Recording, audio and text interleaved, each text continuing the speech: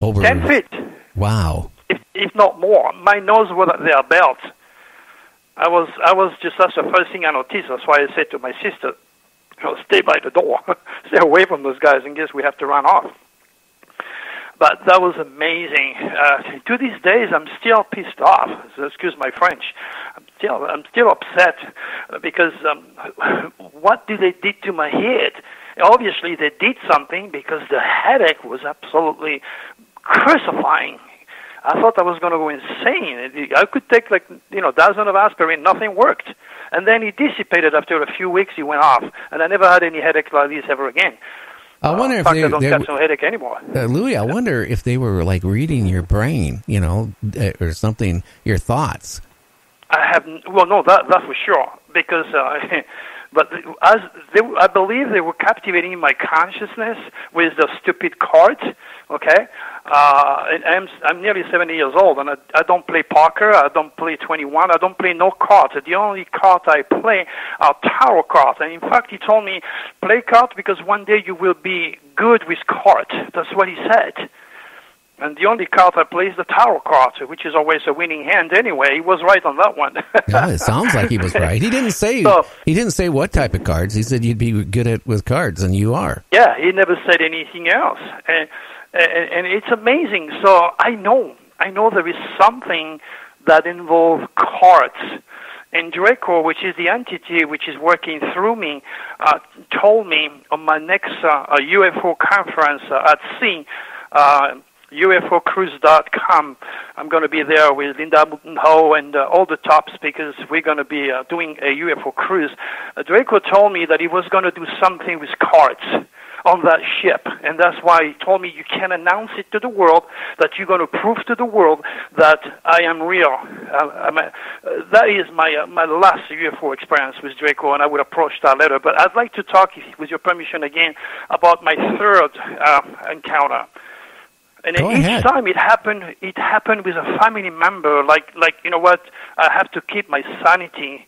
So this one was again. I just graduated from the Royal School of Music. I had my first record release. I just signed a record deal with Philips Record Company. During those days, of course, we didn't have any CD. We had only disc. And my brother, kind of a mafioso guy. My dad is from Sicily, my mom is French, so I'm half Sicilian and half French. My brother went, the other way. He's a big guy, put it this way, a mafioso guy. Hotels, restaurant, discotheque, ski station, nightclub, all the stuff. So I always stayed with him because he had a huge farm with horses, and I used to stay with him when I came home. And then every single night, we used to take off from his farm at 10 o'clock. That was just how it is. And then we used to drive about half an hour through the vineyard to the highway that would take us to the discotheque, which means we arrived roughly around 11 o'clock at the discotheque, and we opened at 12, and we stay up all night. That was my life for as long as I stayed with my brother. So after a week or two, the same thing. We had breakfast around 9 o'clock in the morning, sleep the rest of the day, and then get up later in the afternoon, and then 10 o'clock it's time to take off. So we took off, and during those days, my brother was driving a brand new Mercedes. I'm driving a Mercedes right now, so they are very, very reliable cars. They don't die just like that. So here he goes. We were driving, and he was driving. I was in the passenger seat, and on the right side, I could see some light in the middle of the night on an area that was mostly vineyards. And I said to my brother, "Hey, Joe, is there people out there?" He said, "What are you talking about?" And my brother is a Scorpio, and talk very little, just very little patience for anything, just very quiet, very personal, very secretive. Anyway, and he says, "No, Louis, it's November. Actually, it was November 11, 1981. I remember the date. I would never forget the date." He said, "It's November. Grapes are picked up in September. In other words, just be quiet." Okay. So we kept driving, and then the Mercedes died. Just right there in the middle of the vineyards to the little road, that Benz just died. And next thing I know, there is something on top of the car.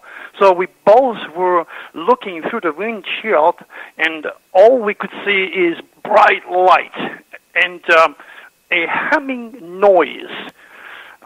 My brother says, "That's got to be a helicopter." Says, "No, I don't think it's a helicopter."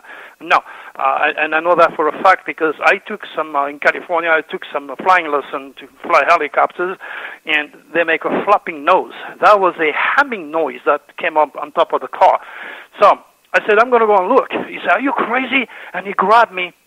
So much for the tough guy. He grabbed me, and he didn't want me to get out of the car.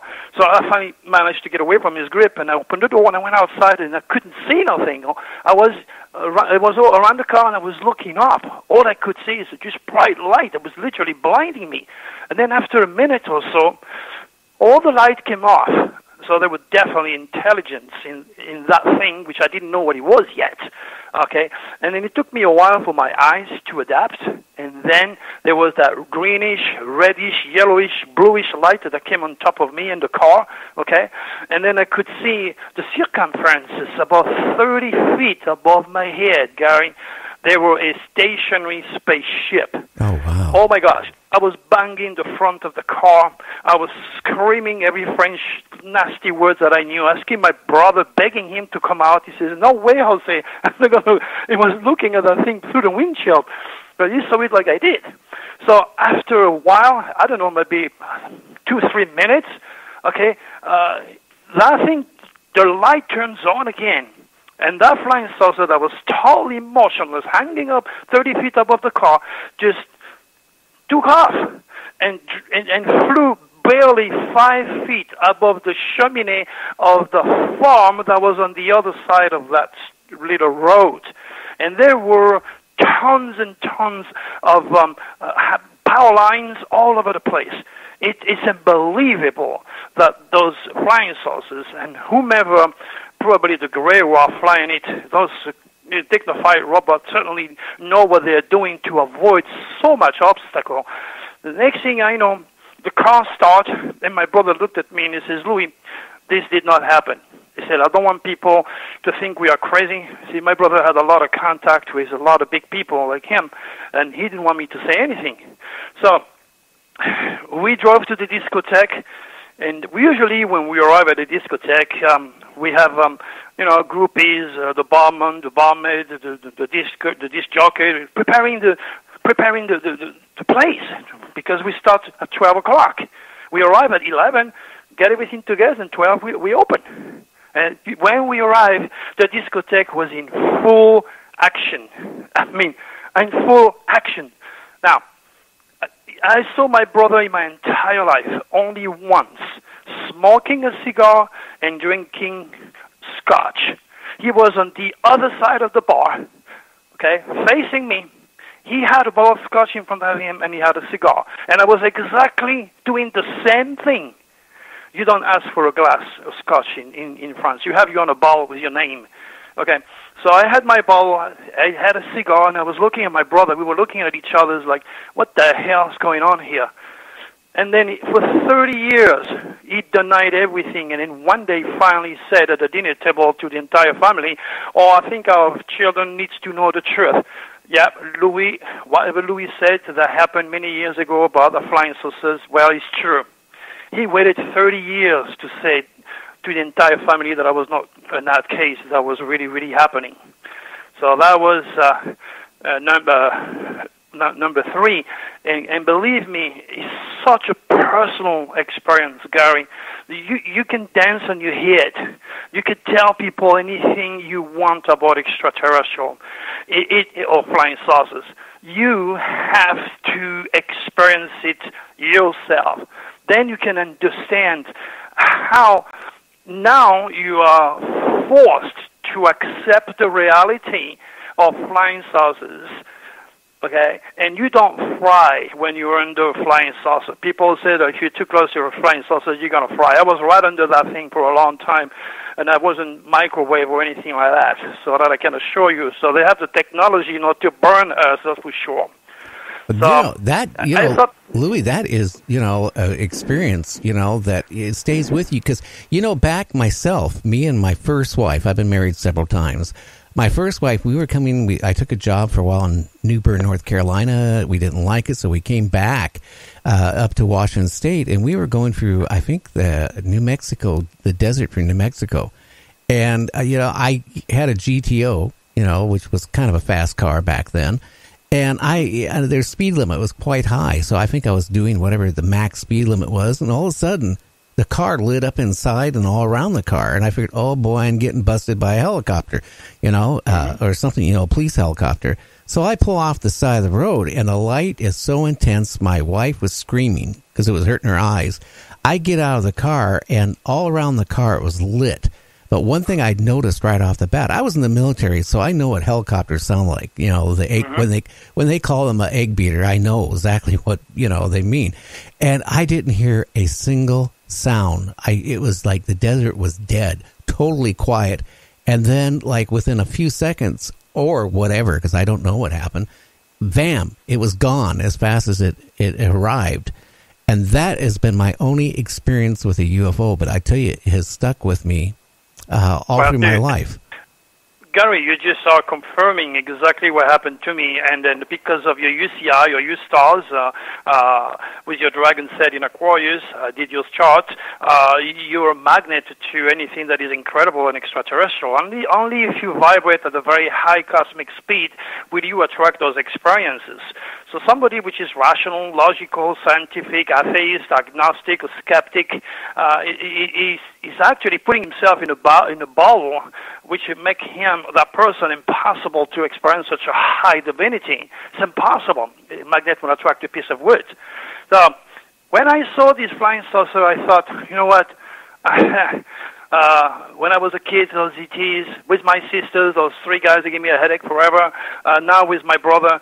So that really affected my head. And I thought, I'm going to go back to England, but I'm sure there is more in my life than just cutting a record and singing. And so I went back to England, and then I met a guy, and he was from San Diego, and he goes, we became friends, and I asked him where he was from, and San Diego, California. I said, oh, well, that's an interesting place. America, everybody likes America. He said, yeah. And I said, do you have $1? He says, no, I don't have $1, but I have a quarter. So he gave me a quarter, and I still have it, though.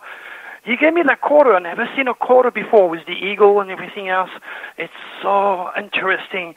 And he said to me, here is my card. When you're ready, come to San Diego, and I'll be there to help you. Oh, my God.